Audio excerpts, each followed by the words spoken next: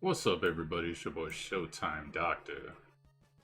So I'm a little late with the dev notes, but I wanted to get into them and give you my thoughts because they're actually pretty big, as far as I've heard. Haven't gone through them individually yet. Finally got some days off work, so we're gonna go ahead and start now. But before we do, I want to make you guys aware there are some codes. I'm gonna put them in the title info, but there are some codes you can enter into Epic 7 right now to get a ton of energy. So I'll say them real quick and then we'll get on with the node. If you miss it, just scroll down. But Stigma, Stigma. Golem, just like the boss, Golem. Legend, just like, not me, Legend. And Arkasus, which I think is Arky, Arkasus. So those will get you in total 300 energy and a couple other things, so go check that out. Once again, I'll put them in the title info, so let's go ahead and get started here. So, we got these patch notes. They came out on the 14th. It is now the 16th. Let's get into them here. Alright. Hello, this is Super Creative. Today we will share with you the Epic 7 Fiesta Fuck. We here at Epic 7 feels like the most entertaining aspect of Epic. Okay. In order to improve the aspect of Epic 7, we have gradually increased to areas that have impeded hero growth, such as supply, demand of equipment, as well as necessary for enhancing hero skills. With the update that will occur in June, we are improving the supply of accessories. After the update in June, we plan to monitor the changes to see how they affect the community.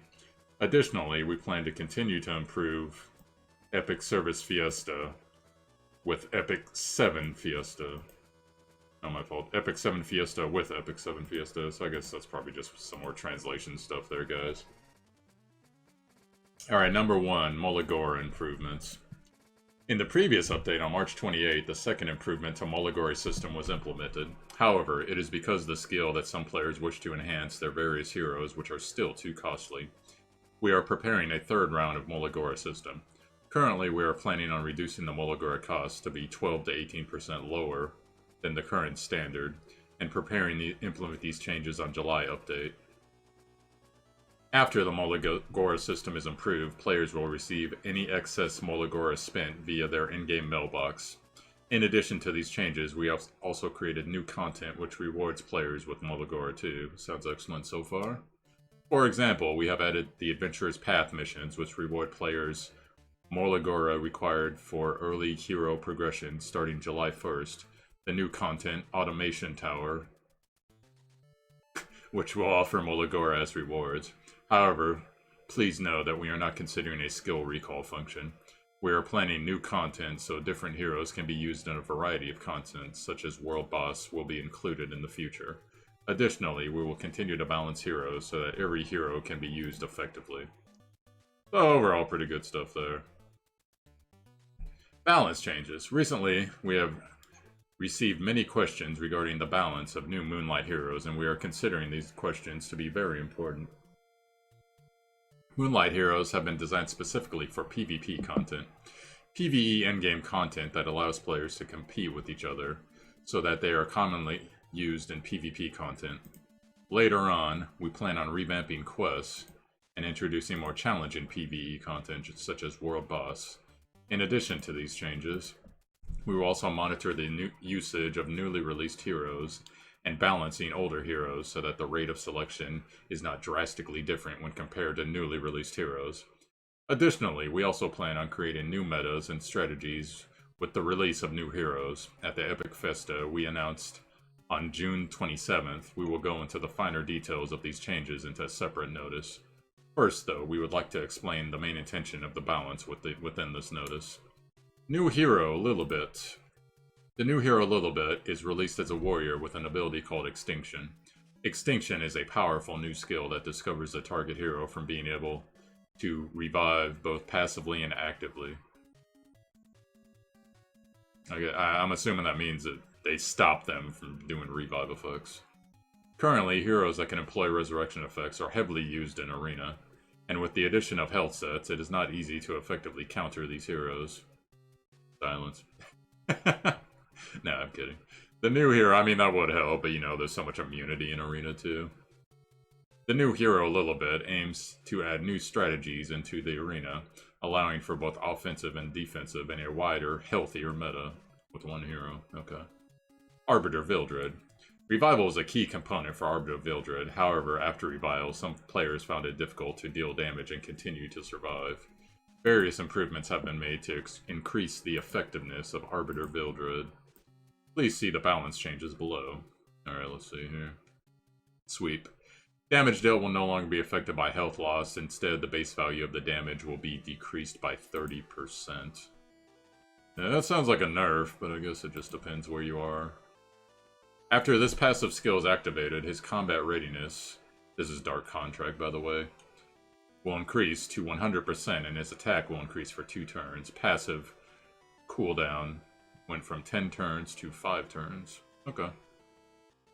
I kind of get that, but the, like, PvP, normally PvP's decided within, like, say, you know, if it's like a decisive battle, the first 3 turns of every hero, but usually earlier than that, but we'll just have to see.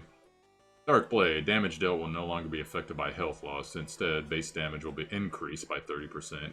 Decreased hit chance will be increased to 100%.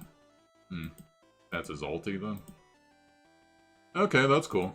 I always thought Arbiter Vildred has one of the best ultimates in the game.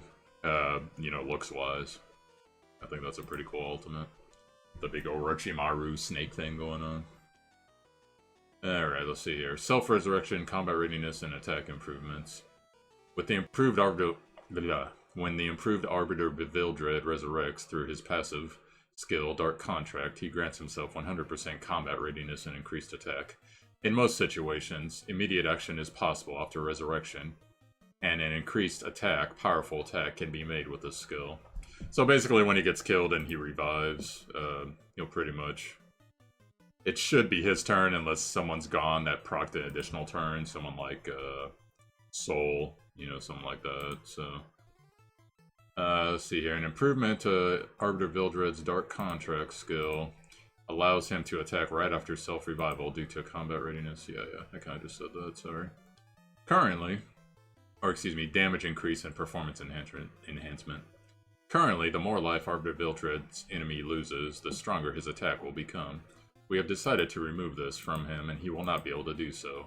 Additionally, we have also increased defense when chance effect... Oh, excuse me. Decrease when chance effect to 100% from 70%. Let's clean up the language there.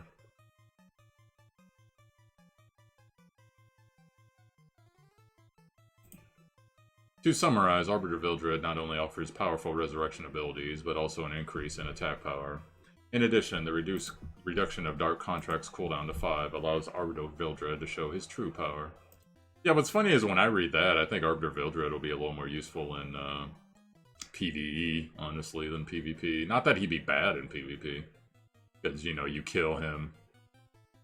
Like, I guess essentially what I'm saying is, if you make your Arbiter Vildred quick enough, he can get a turn off, do his ultimate, and then he'll probably get wiped if you don't focus too much on his health, so that you can immediately resurrect him and do it again.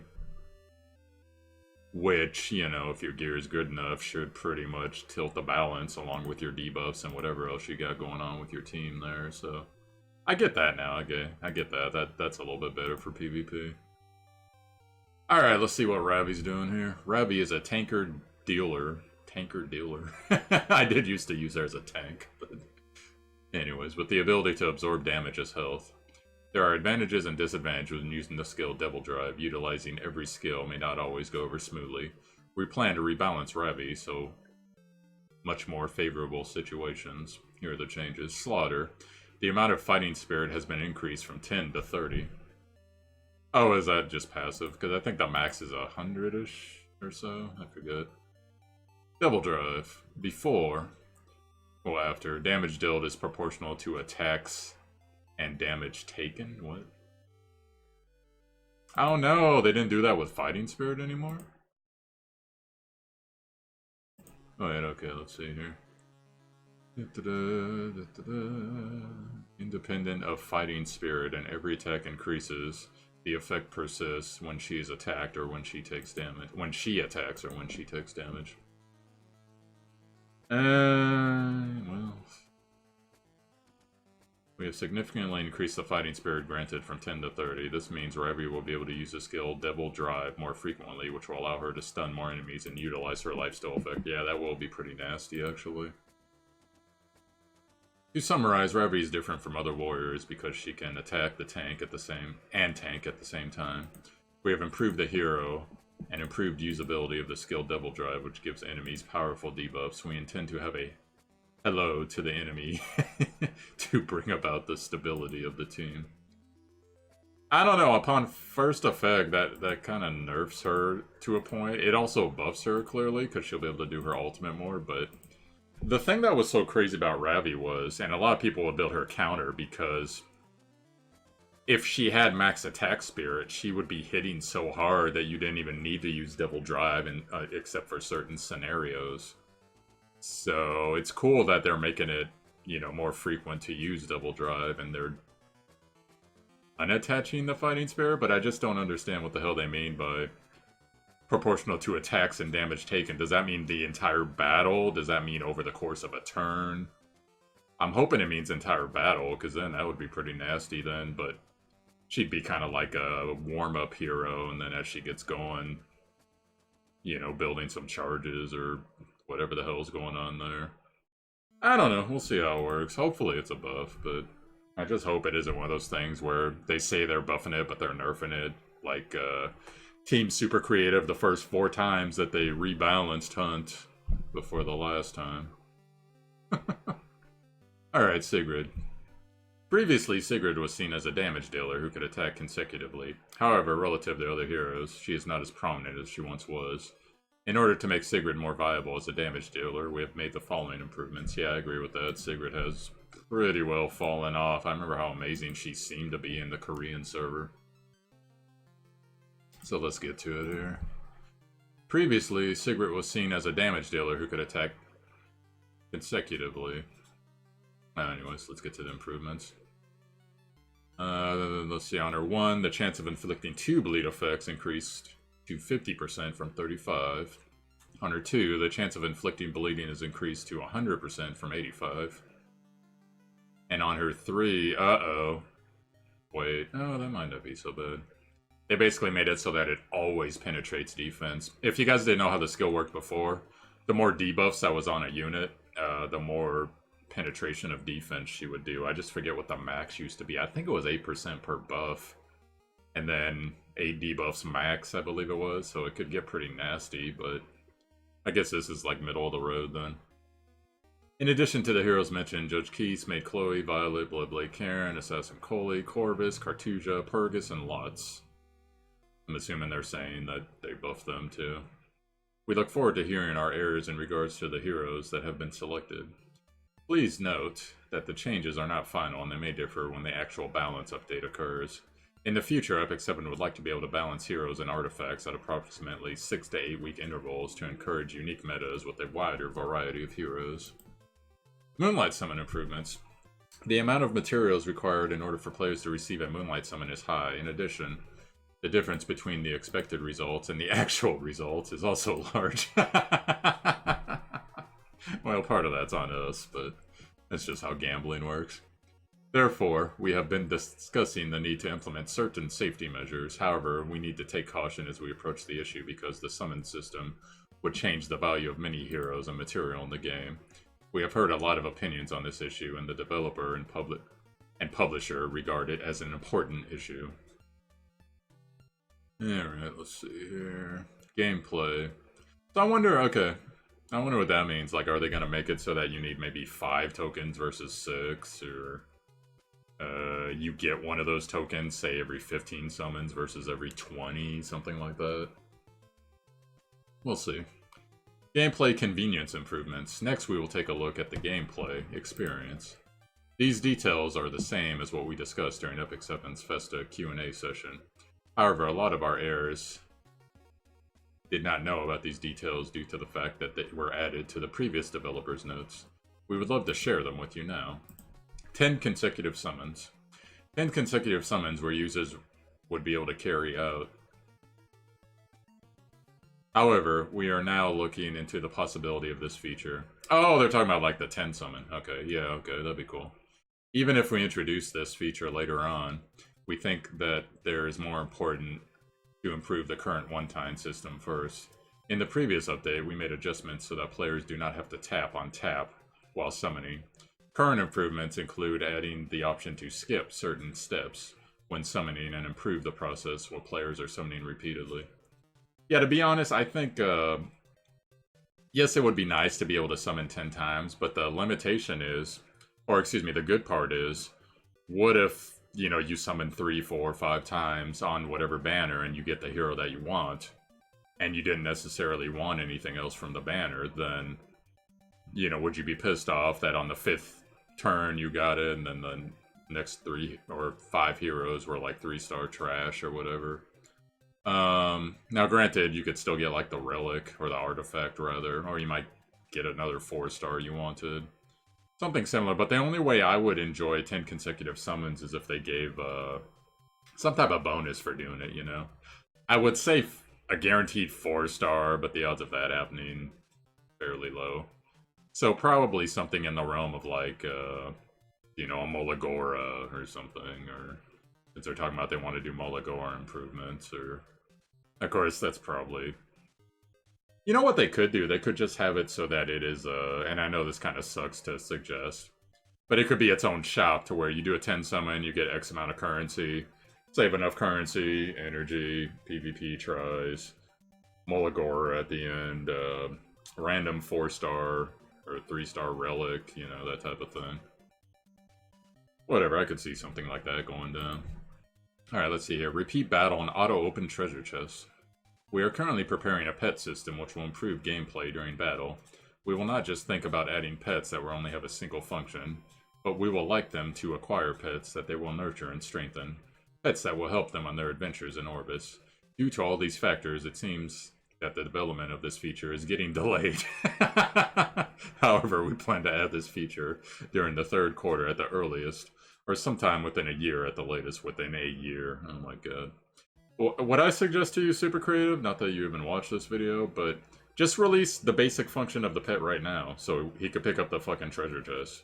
And then, you know, future update, you could put it on whatever the upgrade screens are for the pet. And then you could work on, you know, 10% more gold or whatever passive bonuses or active bonuses you're planning on giving us. But just release the feature, because that's what people want. We want to be able to auto-farm and look away without having to always look up and get the treasure chest.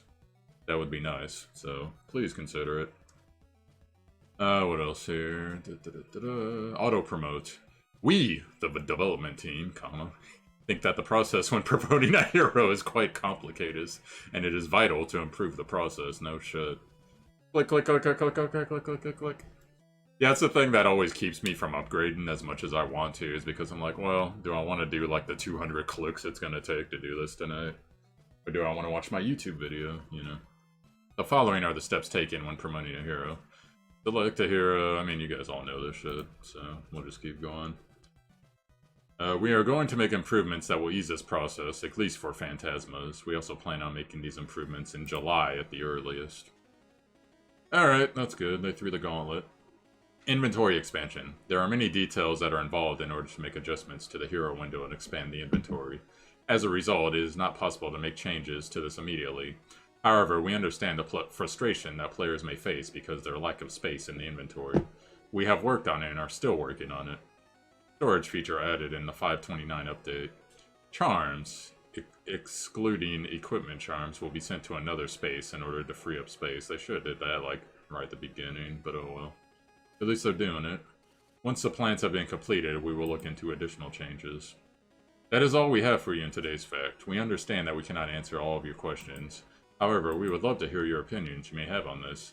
Thank you for the love and support you have shown.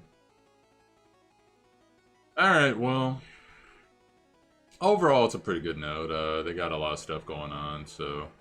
Molagora improvements, that'll be much like the last update we'll get back, depending on how many you've spent.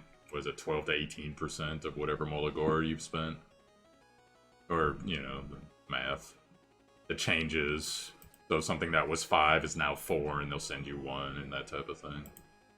So balance changes. I'm always wary about the balance changes. As long as they are mostly buffs, I'm usually cool with it.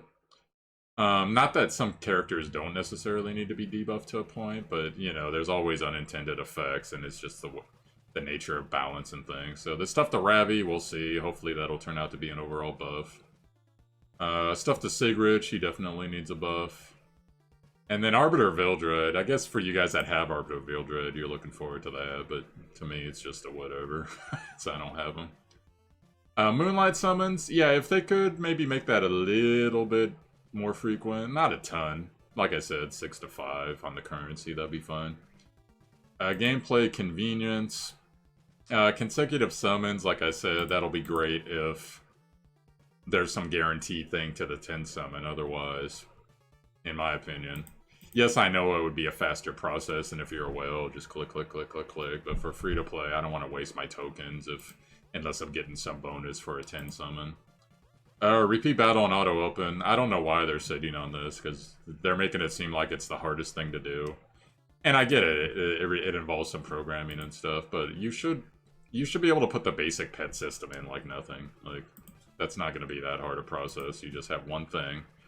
Or you could literally just have the pet icon pop up and it auto-opens treasure chests right when you run by them.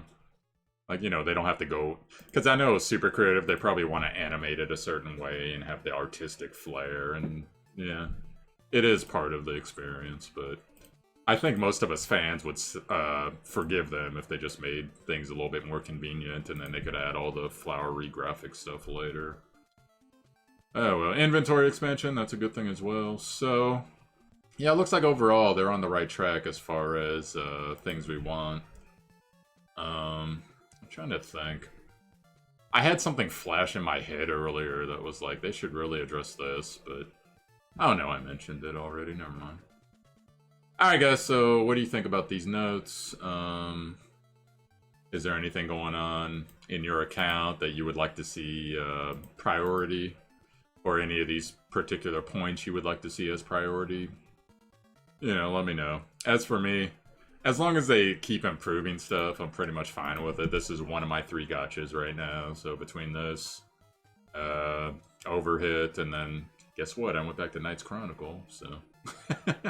because they finally got rid of the dumb costume system, at least the way it was. That's pretty cool. Yeah, but that's it for me, guys. So be looking forward. I'm gonna try to pump out a couple more Epic 7, you know, rapid guides, so... And I got a backlog, not only on the new heroes, but as well as some of the ML heroes, so I'll be doing some research on those and then get them to you. And that is gonna be it for me, guys, so hopefully this video was fun, a little bit informative, helped you guys out. Let me know what you guys think. Have a wonderful day.